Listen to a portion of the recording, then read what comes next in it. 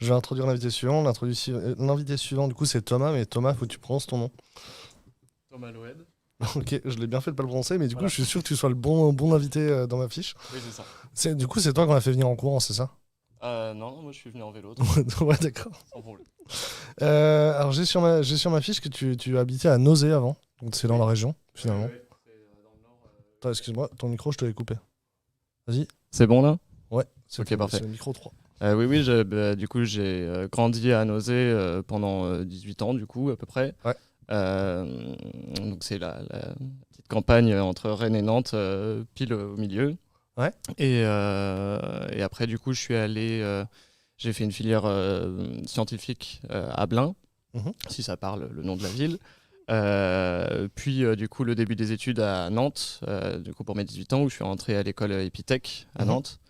Donc, j'ai fait 3 ans à Nantes pour la licence. Ensuite, il y a une année à l'étranger, où je suis allé en Suède.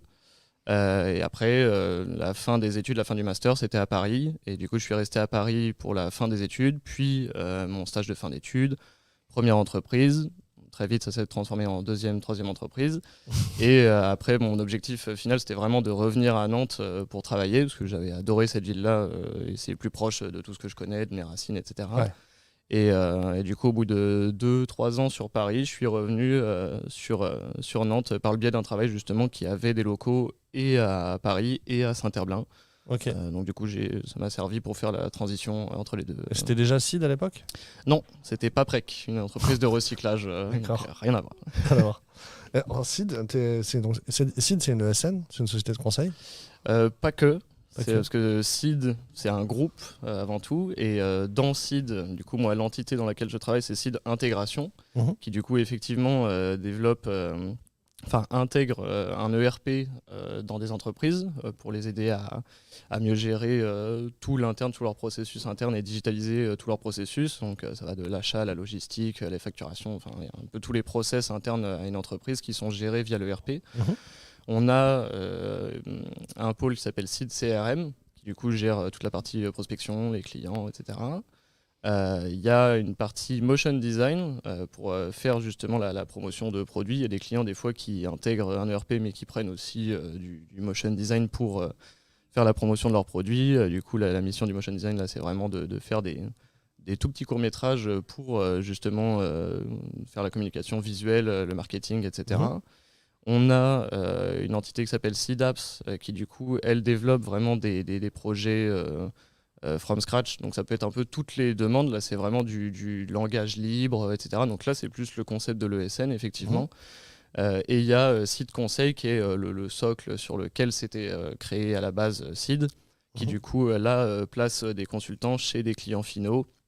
En général, c'est pour du conseil sur justement leurs intégrations d'outils, le RP, un peu tout. Là, pour le coup, j'ai même pas vraiment l'entièreté des missions de ce qui est fait dans Site Conseil, mais il y a énormément de missions qui sont couvertes par Site Conseil. Ouais. Ok, c'était vraiment très complet pour le coup. Ouais. Moi, j'avais en van depuis tout à l'heure. Du coup, Sid, j'imagine, c'est une boîte de conseil où on porte pas les costumes ou c'est juste toi?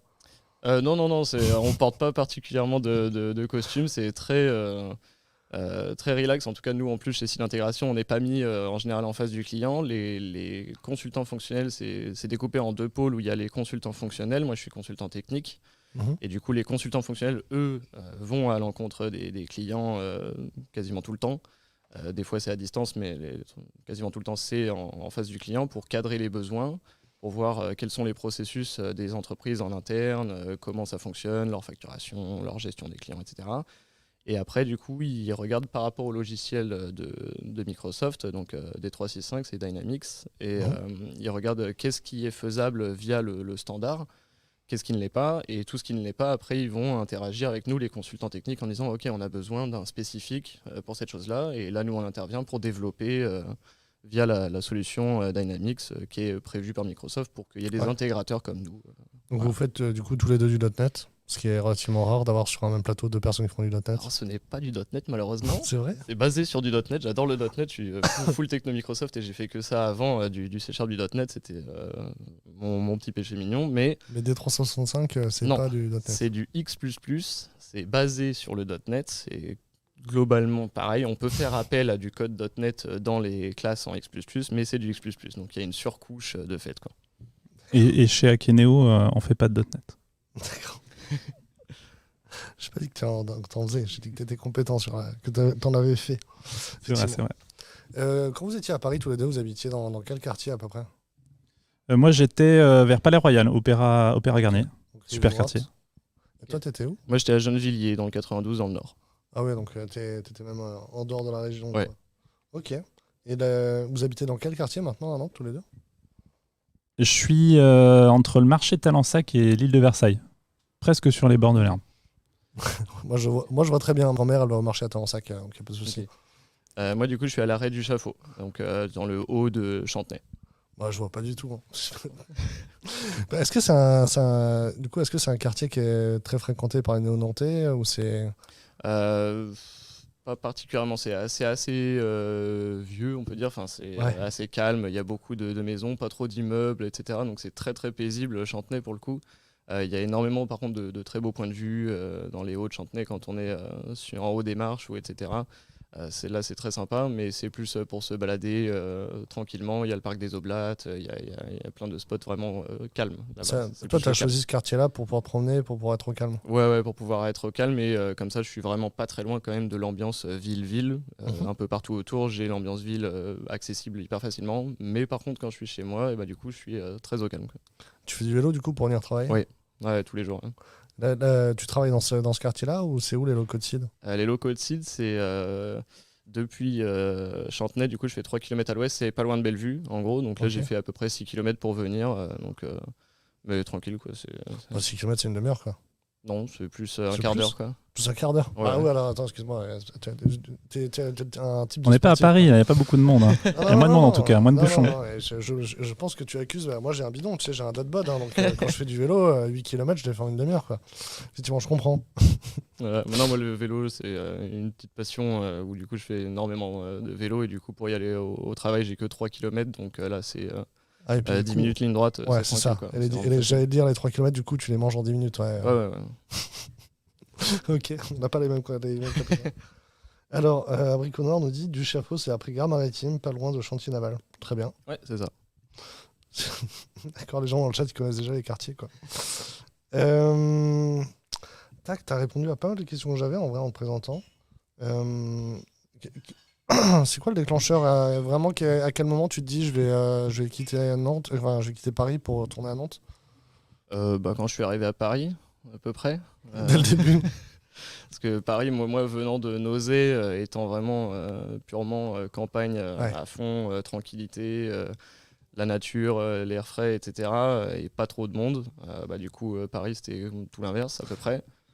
Donc pour les opportunités professionnelles, c'était génial de commencer à Paris. Parce qu'il y avait énormément à apprendre, à faire, etc. En sortie d'études, c'est parfait.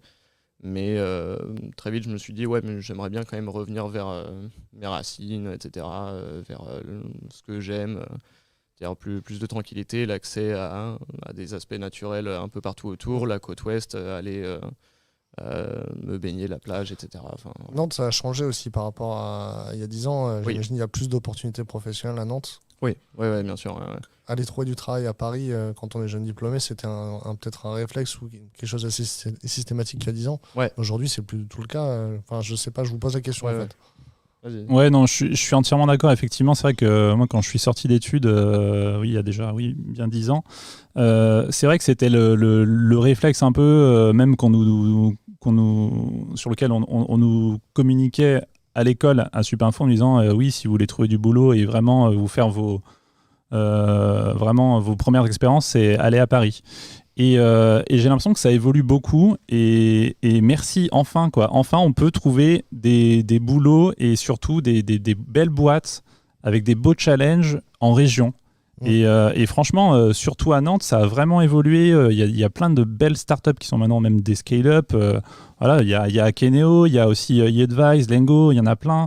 Et des boîtes parisiennes qui viennent à Nantes, Doctolib notamment. Enfin, il y en a pléthore. Et ça fait plaisir de voir qu'enfin, on peut trouver du boulot dans la tech en dehors de Paris. Et même du boulot tout court en dehors de Paris. Et ça fait plaisir, parce que c'est vrai que la France était quand même très monocentrée Paris, et là, ça bouge ailleurs, et ça fait plaisir. Enfin, en tout cas, moi, je trouve. Ouais, vous pensez C'est que clairement le cas. ça prend combien de temps si on veut s'installer à Nantes? Ça prend combien de temps pour trouver du travail, vous pensez? Je pense dans le monde de la tech, en tout cas, vu qu'effectivement, en général, on est une denrée rare, et les développeurs, c'est en 2 mois maximum, on peut trouver. Si on est un peu exigeant, on peut dire qu'on peut pousser aller à 3 mois pour vraiment trouver la boîte et le domaine dans la tech dans lequel on voudrait travailler. Mais à Nantes, ça couvre un petit peu tous les pôles de la tech, c'est pas que de la finance ou des choses comme ça. Donc en 3 mois, ouais, on peut facilement trouver un travail qui nous plaira, en tout cas pendant au moins 1 an, 2 ans minimum, quoi. Ouais, moi, j'aurais limite envie de dire même moins, hein. Enfin, je prends l'exemple à Keneo, là, on recrute des devs, on recrute dans la data, on recrute dans les ops aussi. Donc vraiment, il y a des boulots, on n'est clairement pas les seuls. Et donc oui, si vous êtes motivé, clairement, il y a du travail. Donc vraiment, n'hésitez pas. Et voilà, et moi, pour mon cas perso, ça a pris à peu près 2 mois, je crois. Ce qui est relativement raisonnable, quoi. Ah oui, totalement, ouais. Il y a une personne dans le chat qui dit que la crise sanitaire a amélioré les choses et que du coup on peut travailler d'où on veut en province. J'ai l'impression que c'est pas le cas pour Nantes. Nantes, il y avait déjà du travail avant la crise sanitaire. Oui, il y avait déjà du travail. Voilà, comme je disais, il y a déjà des belles boîtes qui se sont créées là dans les 10 dernières années, peut-être même avant, c'est vrai que je connaissais moins. Et donc oui, il y avait déjà du travail. Et là, c'est vrai que le Covid a été un accélérateur, un catalyseur, je ne sais pas, mais en tout cas, oui, tout ce qui est remote et autres. Et c'est vrai que en plus, nos travail s'y prête quand même assez bien, je trouve. Donc après, voilà, selon les cultures de boîte, ça se fait plus ou moins. Mais oui, ça a aussi accéléré ça, de pouvoir travailler en région, même pour une boîte parisienne. Ça se fait de plus en plus. Enfin, moi, ma femme le fait, donc, et ça se fait de plus en plus. Ouais, super cool. J'ai amélioré mon volume, Vincent. Les gens dans le chat nous font des feedbacks sur le son, etc. C'est vraiment chouette, merci beaucoup. Il y a Amandine qui vient d'arriver dans le chat. Bonjour Amandine. J'avais encore une question, mais elle m'a un peu échappé. Alors, tac. Ouais, c'est ça. En fait, au final, ça reste anecdotique, là. Donc, la personne dit, je travaille en tant que consultante de Nantes pour un client à Paris. Ils font les réunions en visio via Teams. Est-ce que vous avez l'impression qu'il y a une vraie concurrence, les boîtes parisiennes qui embauchent des Nantais? Est-ce que c'est un vrai phénomène ou ça reste anecdotique ou ça reste accessoire? Je pense que ça se fait quand même pas mal, hein. Il y a beaucoup de grosses boîtes parisiennes qui viennent ouvrir des bureaux à Nantes ou dans d'autres villes, hein. Deezer qui est ouvert à Bordeaux, je crois. Doctolib à Nantes, là je sais plus de quand ça date, mais oui, c'est clairement ça bouge. Et oui, c'est un peu la guerre aux talents, et donc ça veut dire ouvrir des bureaux aussi un peu partout pour aller trouver les talents là où ils sont, et il y en a aussi à Nantes. Ouais. Bah, c'est notamment en effet qui suit le premier point qu'on soulevait, qu'il y a de plus en plus de remote possible. C'est que du coup les entreprises se sont dites en fait maintenant on peut recruter, mais vraiment un peu partout. Et c'est vrai que dans mon expérience personnelle, j'ai eu énormément là, pas récemment, mais durant la période Covid, ça a augmenté énormément les offres que j'obtenais qui me disaient full remote possible, en mode vous inquiétez pas, c'est sûr, vous pouvez faire du full remote, quoi. Donc vous bridez pas à seulement Nantes, pensez aux autres villes, quoi. Merci. Ça va, Chloé, t'es bien installée? Hop, voilà. Attends, excuse-moi. Voilà, on t'entend. On t'entend maintenant. Oui, je suis bien installée, merci. Ok, cool. Je vais t'introduire. Donc, Chloé, tu es développeur backend Scala chez Nickel. Est-ce qu'on dit encore compte Nickel ou il faut juste dire Nickel maintenant? Ça s'appelle Nickel maintenant. Ouais, c'est un vrai changement de marque, hein. Genre, les gens qui se comptent Nickel, c'est interdit. Interdit, je pense pas, mais du moment